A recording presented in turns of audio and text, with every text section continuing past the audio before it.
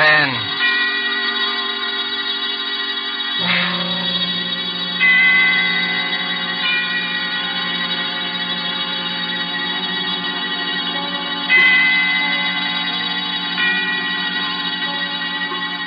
This is the Man in Black, here again to introduce Columbia's program, Suspense.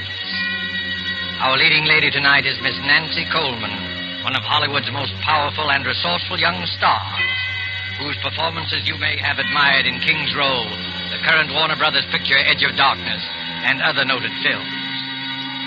The story called Fear Paints a Picture is tonight's tale of suspense.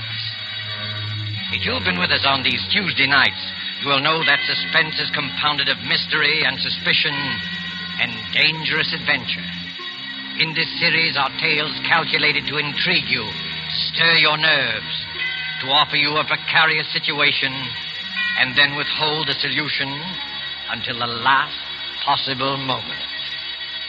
And so it is with Fear Paints a Picture and Miss Nancy Coleman's performance, we again hope to keep you in suspense.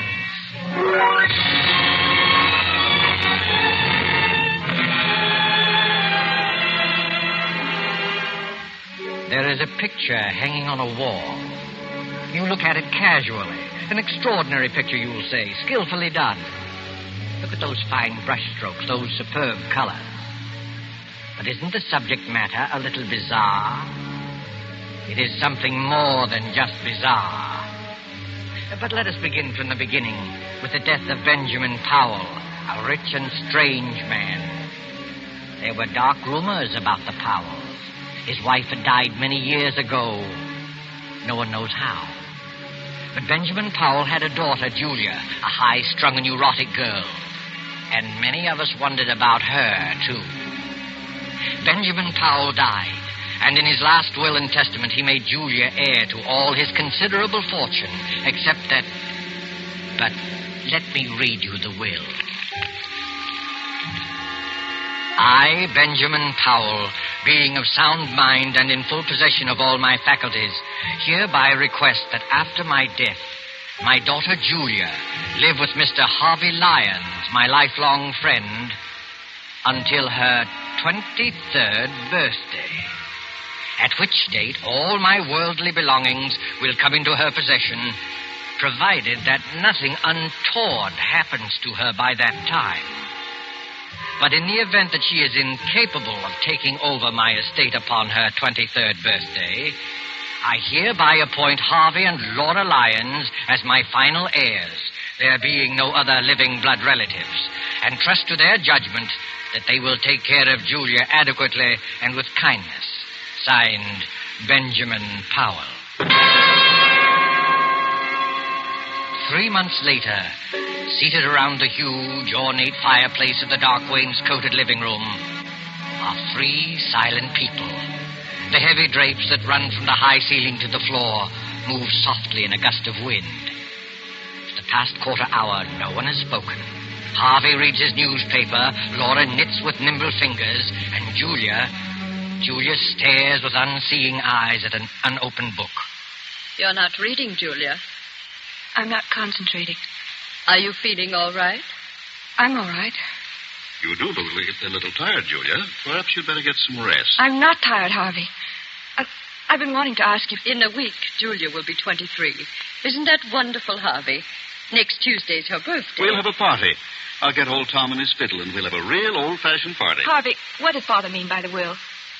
The will? Julia, perhaps you better go to bed. You look a little pale. The will said I might not be able to take over the estate by my 23rd birthday.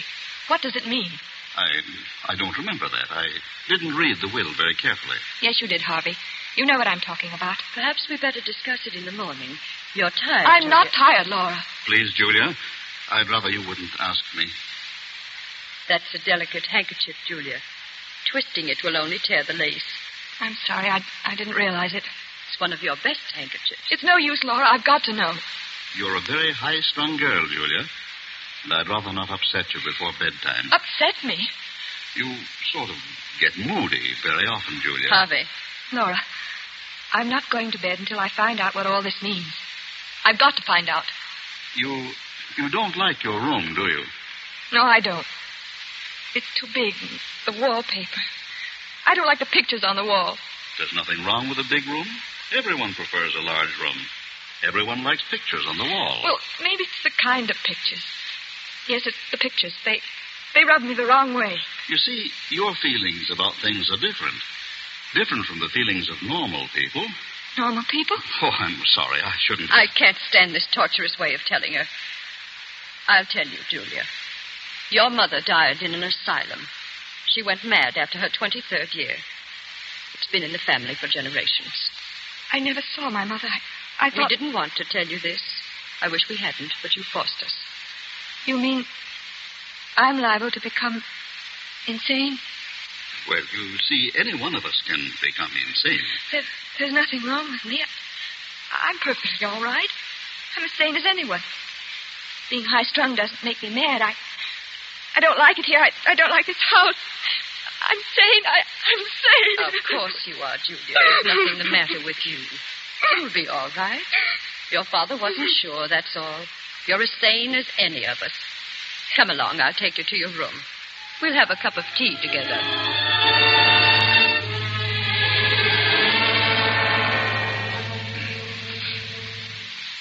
How is she, Laura? She's calmed down. Is she asleep? No, Harvey, she's reading. Well, that must be Dr. Barrows. I'll open the door. Hello, Dr. Barrow. How do you do, Mr. Lyon? Come in, come in. Thank you. This is my wife, Laura. How do you do? I'm glad to meet you, Doctor. Let me take your things. The maid will have your room ready in a few minutes. That's very good of you. Here, sit down and make yourself comfortable. Thank you. Well, how's Julia? She's been very moody lately. Very moody. She seems so unhappy. I've tried to draw her out, but I haven't been much good at it. Is she still grieving over her father's death? No, it isn't that. I don't think she likes our house. She has some queer ideas about her room. And the wallpaper. She doesn't like that. She doesn't like the pictures on the wall either. I've caught Julia several times staring into the mirror, looking at herself with hate. Mm-hmm. I've heard her talking to herself very often. That's nothing. All of us talk to ourselves once in a while. I don't know, Doctor. I don't think she's very stable. There are things that go on in her mind that she won't talk about. All of us keep things to ourselves, things we never talk about. Mr. Powell described Julia's case to me just before he died. I've had occasion to observe her just once. Oh, you knew Mr. Powell, did you? Oh, yes, for quite a number of years. I treated his wife. Poor Mrs. Powell. She went mad. Started somewhat the same way as Julia. Oh, I wouldn't make that comparison. So far, there's no basis for any such theory. Well, then, let's say that Julia has strong dislikes. Took a hate to the pictures in her room. Pictures, eh? I'd like to go up and see her, if she's not asleep. Well, I guess it's all right. She's not asleep yet. Her room's the second from the right as you reach the top of the stairs. Thank you. I'll just stop in for a few minutes.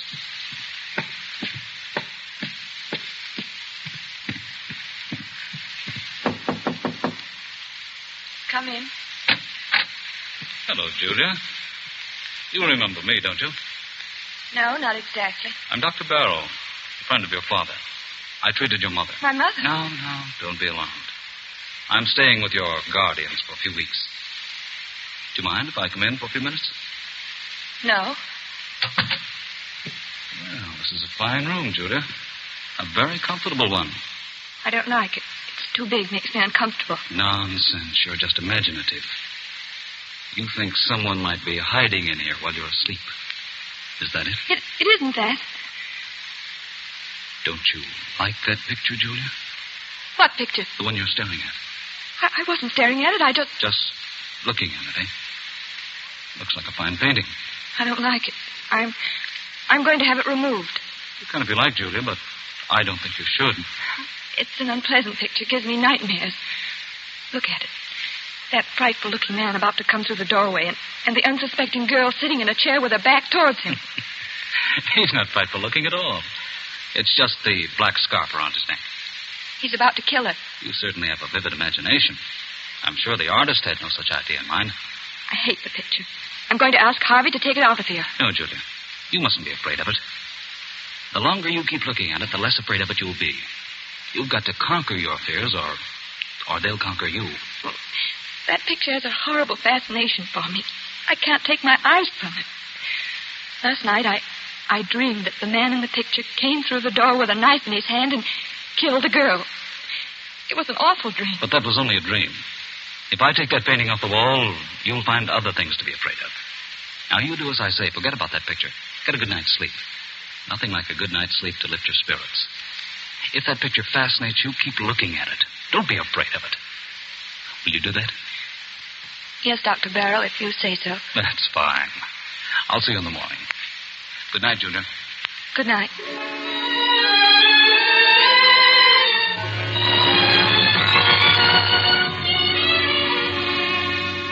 In this big rambling house of Harvey Lyons, midnight came and went.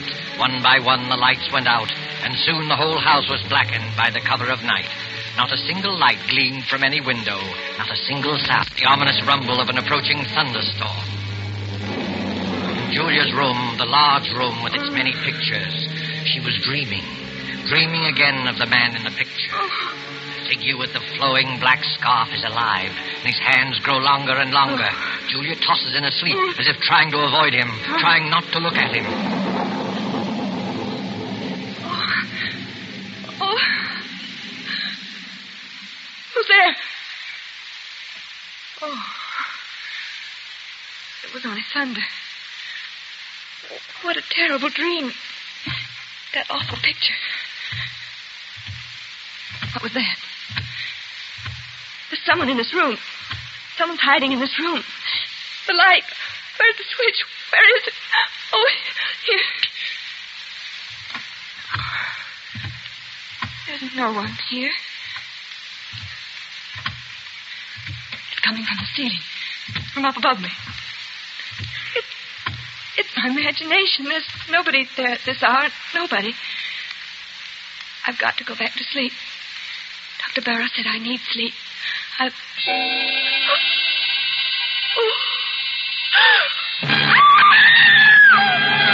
Julia, what happened? What are you doing out here in the hallway? Pull yourself together, Julia. That man. What man? The man in the picture. He's moved. What do you mean? The picture. The man at the door. He's not at the door. He's inside the room. You must have been dreaming. Of course, dear. It was only a dream. I heard a scream, and Julia, what's happened to you? She says she saw a man in one of the paintings move. Oh, I see. He did move. I saw it. He's not outside the door anymore. He's inside. You dreamed that, Julia. That's what I said. It wasn't a dream. The thunder wakened me. I woke up and heard footsteps coming from the ceiling. I thought it was my imagination, and then I looked at the picture. The picture I told you I didn't like, Doctor. The man was inside the room. That's hardly possible, Julia. Figures in pictures can't move. Of course not. It was just a bad dream. No, it's true. I saw it. Come along, Julia. We'll all take a look at the picture. No, I don't want to go back into the room. No. There's nothing to be afraid of. Come on, Julia. Don't be frightened. You've got to fight off these delusions. Here, give me your hand. Come along.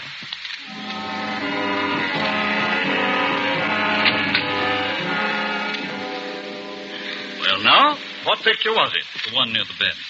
Oh, yes, the picture by Gregory. It's one of our oldest paintings. Well, there it is.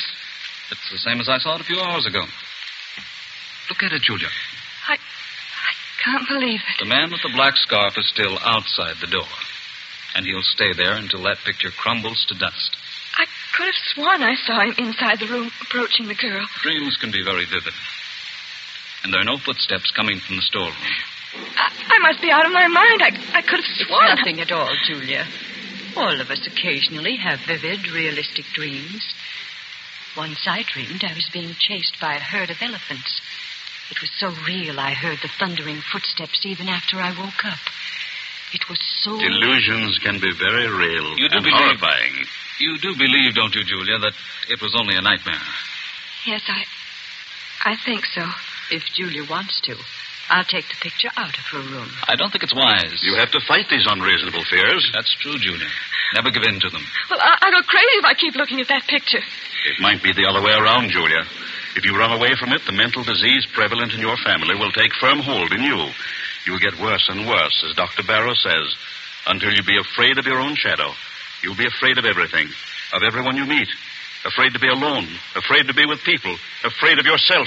Afraid of your own clutching fingers. No, don't tell me anymore. Please, Mr. Lyons, there's no need for this kind of talk. Julia, look at the picture. It's nothing but some paint on a canvas with a frame around it. There's nothing about it that can harm you. And the danger lies in yourself. You've got to keep staring at it as often as you can by candlelight or in the dark until you've learned to laugh at it. It won't be easy. I'll try. That's fine. I knew you had courage. I'll get you a sedative so that you'll be able to sleep. I'll be all right in the morning. I'm sorry I became hysterical. And I'm sure you won't let yourself go anymore. I promise. You're sure you're not afraid now? No, I'll be all right. I'm sure I'll be all right.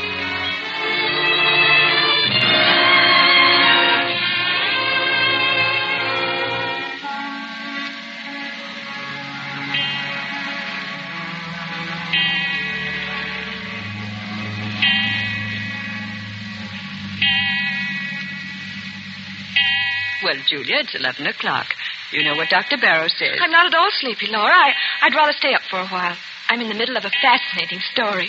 You run along. I'll go to bed presently. Is anything wrong, Julia? Oh, no, of course not. Everything's fine, Laura. You're afraid to go to sleep, aren't you, Julia? No, it isn't that. Is that picture bothering you again? Yes. Last night I heard footsteps again. Sound woke me, and the figure in the picture, it moved. It moved closer to the girl. Oh, how terrible. Why didn't you call me? We thought you were over it. It hasn't bothered you these past 3 nights. Oh, I didn't want anyone to know. I took some sleeping tablets, and I fell asleep again. In the morning, the picture was the same as ever. That's a brave girl. Laura, do you think I'm crazy? Of course not. You're as sane as I am. Tell me the truth. I must know. You're just nervous and high-strung, and you have a vivid imagination, that's all. You're trying to soothe me. Why didn't you tell the doctor that you thought the picture moved? I was ashamed. You shouldn't be ashamed. Dr. Barrow is here to help you get well. I don't think you are. Oh, that must be Harvey and Dr. Barrow now. Hello, Laura. I've arranged to have old Tom at his fiddle here tomorrow night for Julia's birthday, and I've invited the Grovers. They'll be delighted to come. That is, if Julia's feeling well. Julia, you should be in bed. It's after 11. She's afraid to go to sleep. Please, Laura. It's the footsteps in the picture again, isn't it? Yes, Doctor, it moved again. At least I thought it moved, but I went back to sleep. Well, that's an improvement. At least you didn't get hysterical and try to run away like the last time. You were all right for a few nights. It's come back. There isn't much I can do for you, Julia, except to tell you to go to sleep. Fight off these delusions. You've got to do that. Come, Julia, I'll go with you to your room. Well, perhaps you can sleep in my room tonight, Laura. Just tonight. I'll feel a lot more comfortable tomorrow night. I'll be able to face it alone much better. No, Julia, that would be an admission of defeat. All right, if you think it's best. Good night. Good night, Julia. Well, keep up your courage. It doesn't look so good, does it, Doctor? Well, not too good, but it's not hopeless. She has an unstable mind subject to delusions which become very real to her. Her obsession about the picture's not so bad. We all suffer occasionally from optical illusions. But hearing footsteps coming from the storeroom above her... Storeroom? How did you know there's a storeroom above her? Your wife told me. Oh, of course. Well, that storeroom hasn't been opened in years. I guess there's no point in investigating it, is there? I don't think so. Those footsteps, like the moving figure in the painting, are all in her mind. Her mother behaved just like that before she went mad, didn't she? Well, there's some similarity. You haven't been to the storeroom recently, have you? No, I just mentioned to you that it hasn't been opened in years. Oh, yes, so you did. Forgive me for not listening more closely. That's perfectly all right, Doctor. Well, I just hope that Julia will be well for her birthday party tomorrow. Oh, I had no idea she was having a birthday. How old will Julia be? She'll be 23. Well, I must remember to get her a gift. Oh. Well, I guess I'll go to bed.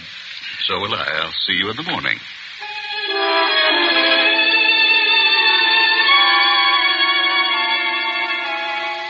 But Julia wasn't thinking about her birthday. During the 10 or 15 minutes she spent in Laura's room, fear fluttered in her heart. When she finally stood alone inside her own room, panic, black, unreasoning panic began to take hold of her. In wild haste, she began to undress, never looking at the picture. I won't look at it. I won't. I'll go right to sleep. I'll take some pills and fall asleep. What was that? Oh. It was nothing. Nothing at all. All I have to do is keep from looking at the picture. I won't look at it. It can't do me any harm if I don't see it. I mustn't even think of it. I'll think about the trip I made to South America. It was a wonderful trip. The sunset.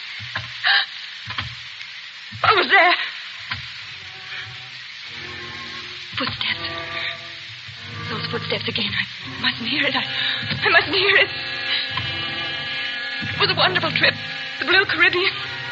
Rio's a beautiful city. Sugarloaf Mountain, the music, the dancing. Those footsteps. It's not footsteps. It's just my heart beating. I'll close my eyes. I'll sleep. Sleep. Why can't I sleep? Oh, Lord, let me sleep. I don't want to look at the picture. I won't. I know what I'll see. He'll be closer to her. Maybe he'll have killed her. I mustn't open my eyes. I mustn't. I won't.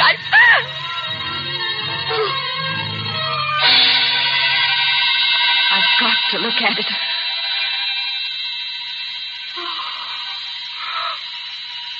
He's moved. He's close to the girl. I'm not dreaming. It's real. Girl? It's me. That girl is me. Me. I can't stand it. I can't. Laura! Laura! Oh, Laura, let me in. Let me in. Julia. Oh, you poor girl. Here, sit down. Now stop crying and tell me all about it. Tell me in detail. Don't be ashamed. Get it out of you. It'll do you good to talk. It's the same thing again and again. I tried not to look at the picture. I tried so very hard, but it was hopeless. I had to. The figure with the black scarf was inside the room, a knife in his hands, very close to the girl. But this time the girl had turned around, and it was my face. My face. Did you hear any footsteps? Yes. I heard them as soon as I got into the room. You think it's very real, don't you, Julia? Despite the fact that everyone says it's a delusion. It's very real to me. I must be really insane. I'm going crazy. Don't say that. It's no use. I'm not getting any better. It's getting worse and worse. Don't give up. You mustn't. Come along. I'll go to your room with you. I'll stay there until you fall asleep. Unless you want to stay here. Oh, I don't know. I don't know what to do. Will you stay with me, Laura? Yes, Julia. Come, let's go back.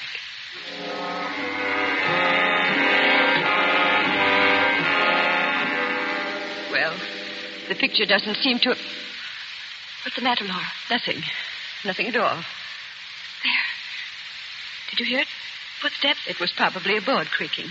Now you go to sleep. I think everything will be all right in the morning. You won't leave me? No, Julia. I'll be here. Thank you, Laura. Thank you very much.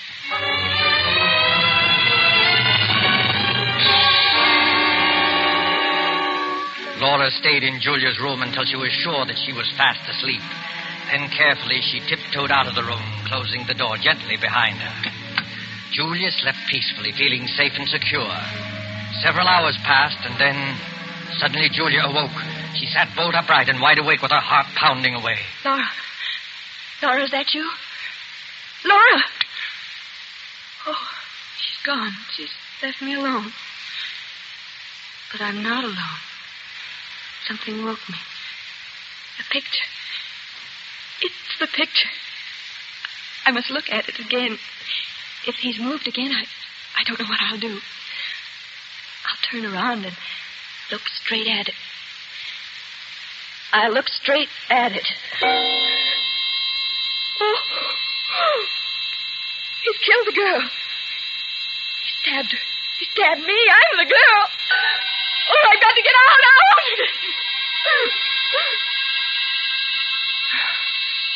It's no use. I've lost. I've lost everything. My reason, my sanity. I can't fight him anymore. I can't fight against you and the black scarf. And now you're here. I can touch you. I can feel you. It's real this time. What do you want me to do? No. I won't run away. I won't scream. Do I want to spend the rest of my life in an asylum like my mother? No, I don't. I don't. You're pointing at the window. You want me to open the window? Yes. I'll open it. You say it will be best for everybody if I jump. Yes. The only way out. The only way. I'll do it. I'll do it now without thinking. It will only take a moment. Julia! Harvey, Laura. We came just in time. I've got her, Harvey. She's safe. I'm safe. You can come out from behind that chair, my friend. Friend? Come out or I'll shoot. I don't understand. My head's going around in a circle. I can explain everything. I was merely Dr. observing Julia. Barrow. Procedure was a little unusual. I'll do the explaining, Dr. Barrow. You tried to drive Julia crazy. Tried to drive me crazy. That's right. He tried to do it with the picture. You're all making a serious mistake. Mistake? Look at the picture. The figure is inside the room stabbing the girl. No, it wasn't your imagination, Julia. He painted several pictures, each one of them with the figure close to the girl. He used the storeroom upstairs. That's why you heard footsteps. I got suspicious when I found a black scarf in his room. And when I looked at the picture a little while ago, it was full of dust. I dusted it off myself a few hours before. Yes, and Dr. Barrow seemed to know there was a storeroom above you. I couldn't understand how he knew that since it had been closed for years. Why? Why should he want to drive me crazy? Because he's not Dr. Barrow. He's Ralph Powell, your cousin, who disappeared many years ago. Everyone thought he was dead. After I got suspicious, Harvey and I went up to the storeroom and found a lot of pictures he's been painting. This scoundrel is a very talented artist. He's been changing the pictures on the wall. His plan was to drive you insane and then contest the will, since he's your nearest blood relative. Oh, horrible, and I really thought it... I had no intention of killing Julia. I swear I didn't. I just wanted to frighten her. Almost jumped out of the window. I might have been dead. Right now, lying dead outside. Don't think about it, Julia. It's all over now. You're all right. I'm not insane. Of course not, Julia. Why, I almost forgot. It's already Tuesday. Happy birthday, Julia. How does it feel to be 23 years old? It feels wonderful.